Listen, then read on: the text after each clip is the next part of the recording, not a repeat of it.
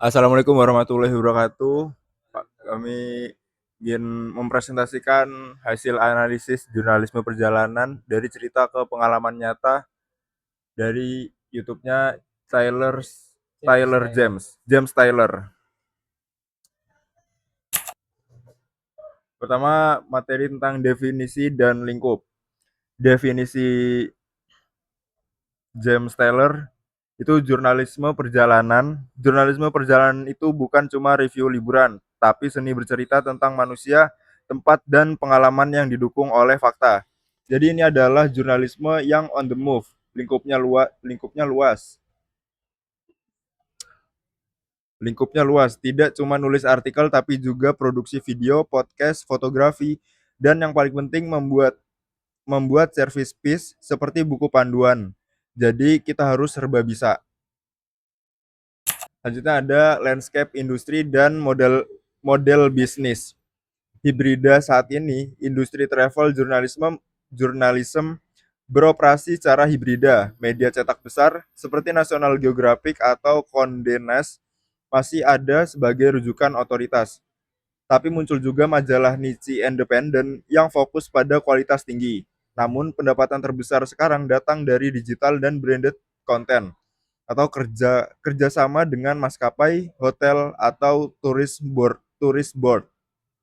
James Taylor sendiri mengakui model bisnis yang sehat adalah menggabungkan feature artikel dengan proyek berbayar dari brand.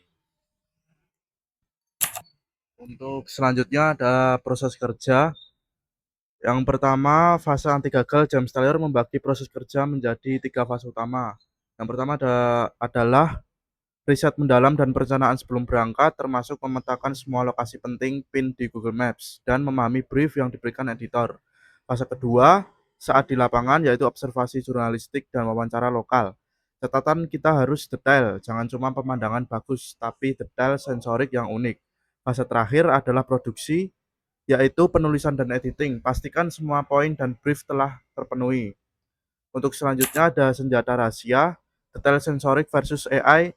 Ini adalah senjata utama jurnalis profesional melawan blogger generik atau konten yang ditulis oleh AI. Storytelling yang kuat harus melibatkan 5 indera: sight, sound, smell, taste, touch. Kita harus menulis tentang aroma asap kayu atau tekstur kerikil di bawah sepatu. Detail ini menciptakan suasana atmosfer dan menghubungkan pembaca secara emosional. Sebuah proses yang disebut cultural translation. Konten yang dalam dan otentik inilah nilai jual kita.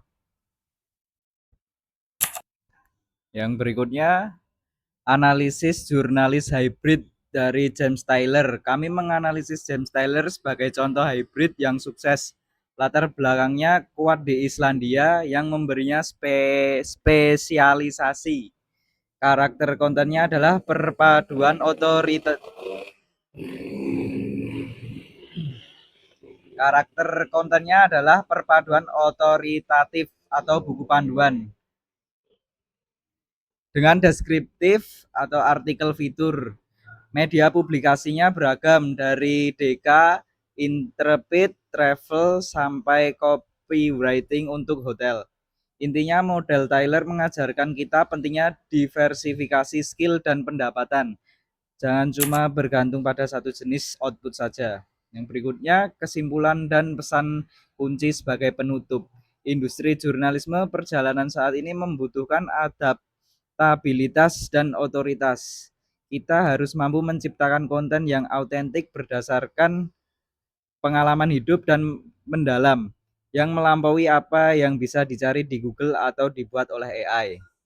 Jurnalisme yang baik tidak hanya menginspirasi liburan, tapi juga menanamkan empati dan rasa hormat terhadap destinasi yang kita kunjungi. Sekian dari kelompok kami. Bila ada salah, mohon maaf dan boleh bertanya. Assalamualaikum warahmatullahi wabarakatuh.